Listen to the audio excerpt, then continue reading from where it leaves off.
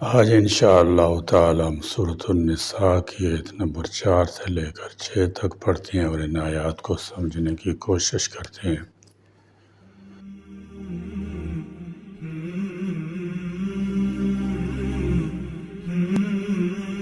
اعوذ باللہ من الشیطان الرجیم، بسم اللہ الرحمن الرحیم۔ وَآتُوا النِّسَاءَ صَدُقَاتِهِنَّ نِحْلَةً فَإِن طِبْنَ لَكُمْ عَن شَيْءٍ مِّنْهُ نَفْسًا فَكُلُوهُ هَنِيئًا مَّرِيئًا وَلَا تُؤْتُوا السُّفَهَاءَ أَمْوَالَكُمُ الَّتِي جَعَلَ اللَّهُ لَكُمْ قِيَامًا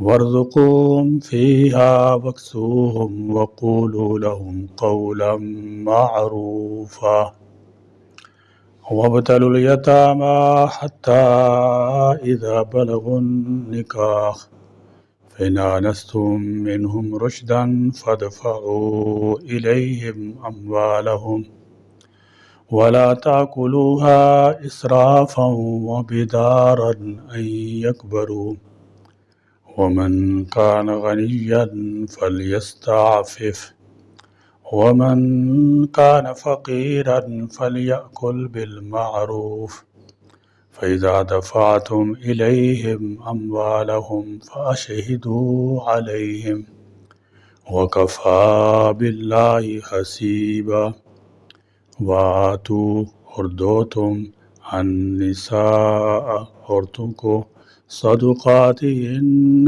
ان کے مہر نحلہ خوش دلی سے۔ اس آیت میں مہر سے متعلق تاکید فرمائی گئی ہے۔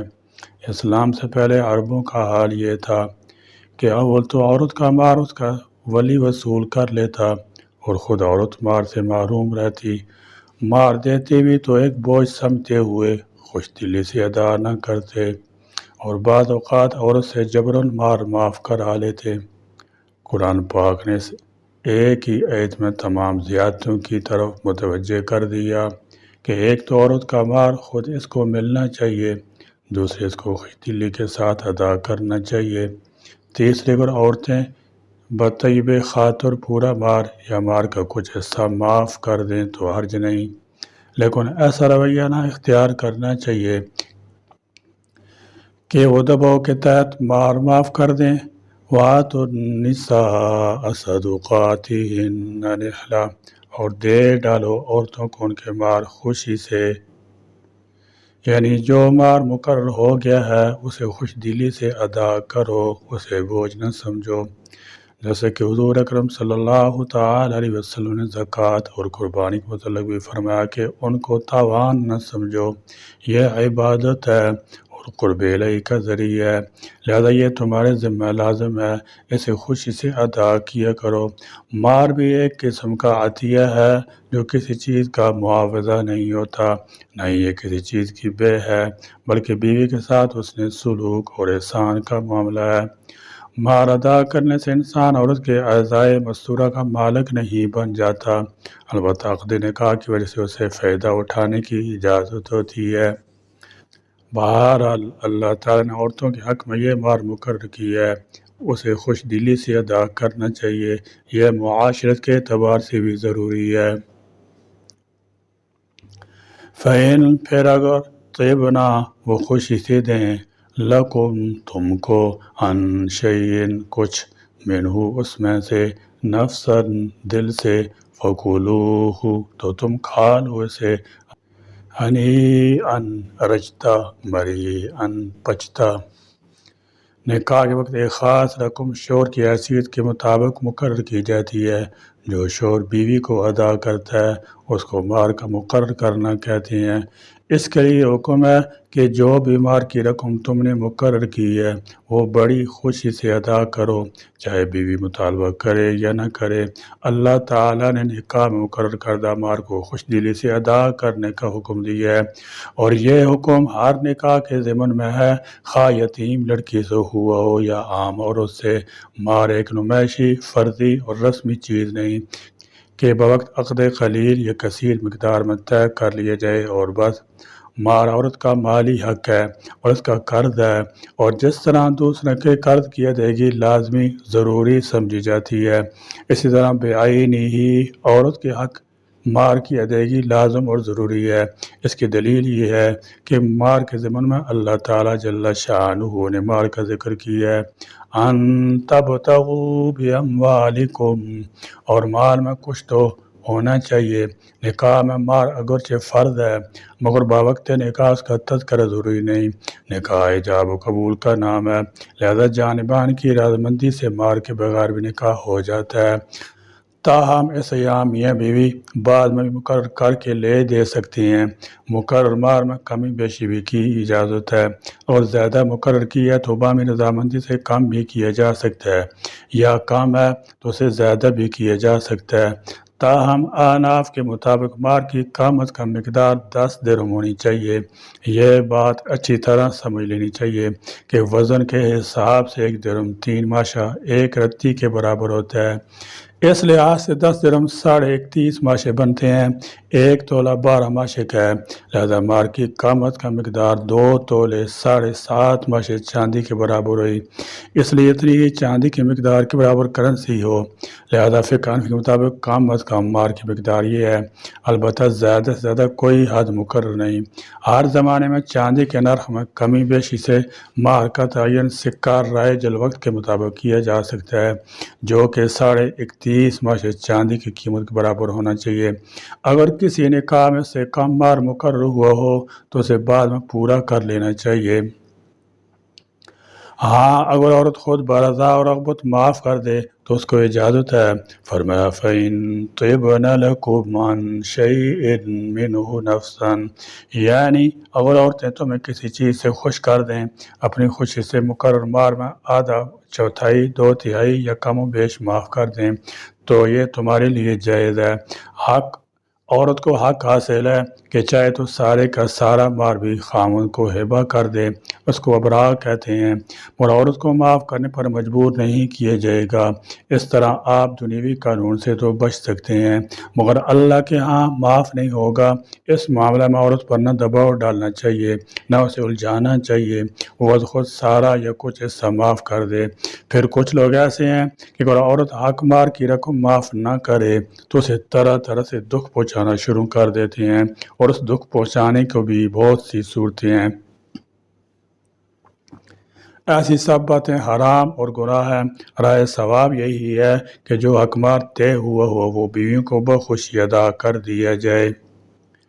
والا، اور نہ دو تم السفہاء بیوقوفوں کو اموالکم اپنے مال، التی وہ جن کو جعل اللہ بنایا اللہ نے، لکم تمہارے لیے، قیاماً گزران کا سبب، وارزقوہم اور تم انہیں کھلاؤ، فیہا اس میں سے، وارزقوہم فیہا میں فیہا کے لفظ سے یہ اشارہ نکلتا ہے کہ یتیموں کی ضروریات پوری کرنے میں سرپرستوں کو شہادت دلی سے کام لینا چاہیے۔ خسیس اور مکھی چوس سرپرستوں کا سارا رویہ اختیار نہیں کرنا چاہیے۔ عربی میں جب کہیں گے کہ ارزقوہم فیہا تو اس کے معنی ہوں گے ان کو فراخی سے کھلاؤ پہناؤ، وکسوہم اور انہیں پہناؤ، وقولو اور تم کہو، لہم ان سے، قولاً بات، معروفاً معقول۔ اس آیت میں چھوٹے بچوں کے بارے میں حکم ہے کہ اپنا مال جو زندگی گزارنے کا ذریعہ ہے نادان بچوں کے حوالے مت کرو، جن میں یتیم سب سے پہلے آتے ہیں، بلکہ ان کو طریقہ سلیقہ سے کھلاؤ پلاؤ، اچھی طرح پرورش کرو، اور پرورش کا ایک اہم حصہ نیکی کی ہدایت بہترین تعلیم ہے، اس سے ہرگز غفلت نہ کرو۔ وجہ یہ ہے کہ مال تو ذریعہ قیام زندگی ہے، اور کسی نادان کے ہتھے چڑھ جائے گا تو وہ فضول، ناجائز یا گناہ کے کام میں اجاڑ دے گا، اور اس کے برے اثرات تمام معاشرہ پر پڑیں گے۔ حقوق ملکیت جو کسی شخص کو اپنی املاک پر ہوتے ہیں اتنے غیر محدود نہیں کہ اگر وہ اس چیز کو صحیح طور پر استعمال کرنے کا اہل نہ ہو تب بھی اس کے حقوق سلب نہ کیے جا سکیں، اور اگر یتیم کا مال تجارت پر لگایا جا سکتا ہو تو اسے تجارت پر لگایا جائے، اور اس کے منافع کی خوراک اور پوشاک کے اخراجات پورے کیے جائیں۔ سیدنا عمر رضی اللہ تعالیٰ عنہ فرمایا کرتے تھے کہ یتیموں کا مال تجارت پر لگایا کرو، ایسا نہ ہو کہ زکوٰۃ ہی ان کے مال کو کھا جائے۔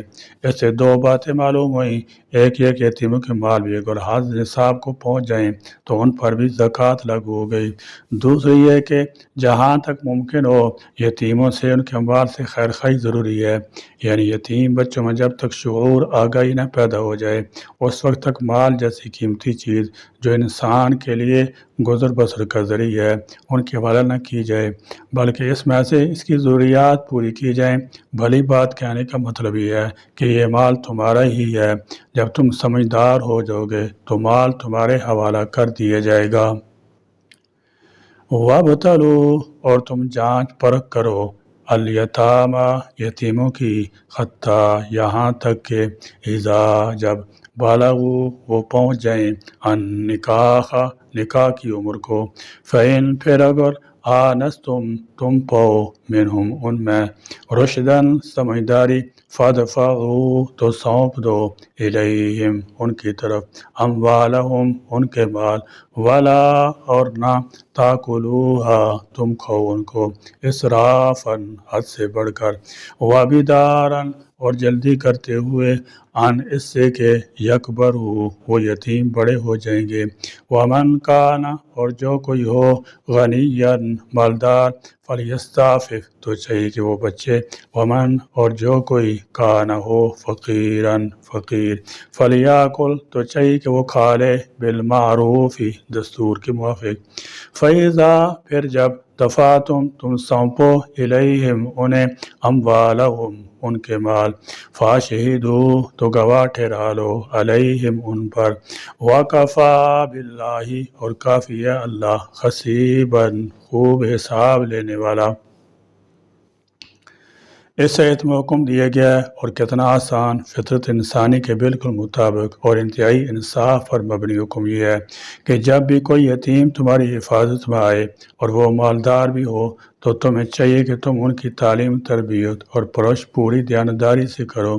اگر تم غریب ہو تو اس کے مال میں سے تنخواہ کے طور پر تم کچھ مناسب رقم لے سکتے ہو اور اس یتیم پر بھی انتہائی مناسب طریقے سے خرچ کر سکتے ہو۔ ایسا ہرگز نہ کرنا کہ اس کا مال جلدی اور نامناسب طریقے سے خرچ کر دو، یہ سوچ کر یتیم بڑا ہو کر اپنا مال واپس لے لے گا تو پہلے ہی مال ختم کر دیا جائے، یہ طریقہ بالکل ناجائز ہے۔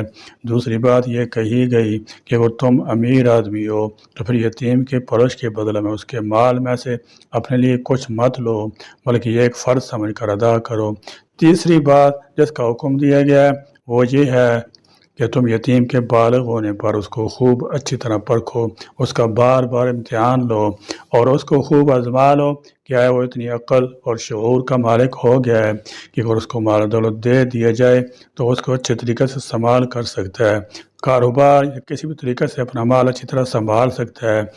یہ عقل و شعور کسی بچہ کو 15 16 یا 18 سال میں حاصل ہو جاتا ہے اور بعض کو شادی کی عمر تک یہ صلاحیت حاصل ہو جاتی ہے۔ امام ابو حنیفہ رحمۃ اللہ تعالی علیہ کے فرمان کے مطابق 25 سال بھی ہو سکتی ہے۔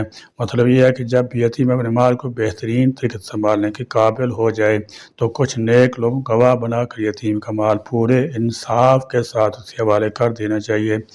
آخر میں اللہ رب العزت نے صاف فرما دیا کہ یہ بات دھیان میں رکھو کہ شروع سے آخر تک جو بھی تم نیت رکھو گے اور مال کے ساتھ جو معاملہ بھی رکھو گے اس کا حساب اللہ کے حضور دینا ہے۔ اللہ تعالیٰ ایک ایک پیسے کا حساب تم سے ضرور لے گا، یہ یقینی بات ہے۔ یہ احکام یتیموں کے اولیاء سے متعلق ہیں کہ جو خود کھاتے پیتے ہوں اور ضرورت مند نہ ہوں، ان کو تو یتیموں کے مال میں سے کچھ بھی نہیں لینا چاہیے۔ ہاں جو محتاج ہوں اور اپنا حق الخدمت لے لیں لیکن وہ بھی پوری احتیاط کے ساتھ، ایسا نہ ہو کہ بدنیتی کے ساتھ حق الخدمت کے نام پر یتیموں کے پیسے بے دریغ خرچ کر دیے جائیں تاکہ ان کے بالغ ہونے سے پہلے حساب کتاب برابر ہو جائے۔ گواہ بنانے کا حکم بطور استحباب کیا ہے تاکہ آگے چل کر کوئی نزاع نہ پیدا ہو۔ یتیموں سے متعلق تمام احکام کے بعد فرمایا گیا کہ اصل حساب لینے والی ذات اللہ تعالیٰ کی ہے۔ دنیا میں انسان کچھ ہیرا پھیری کر سکتا ہے لیکن خدا کے حساب سے نہیں بچ سکتا۔ اللہ تعالیٰ سے دعا ہے کہ اہل ایمان کو اللہ کی اطاعت کرنے اور شریعت اسلامی کی پابندی کرنے کی توفیق عطا فرمائے۔ اللہ تعالیٰ میں قرآن کی روشنی میں اپنی زندگیوں کو سنوارنے اور اس کی ہدایت پر عمل کرنے کی توفیق عطا فرمائے۔ آمین۔ وآخر دعوانا الحمد للہ رب العالمین۔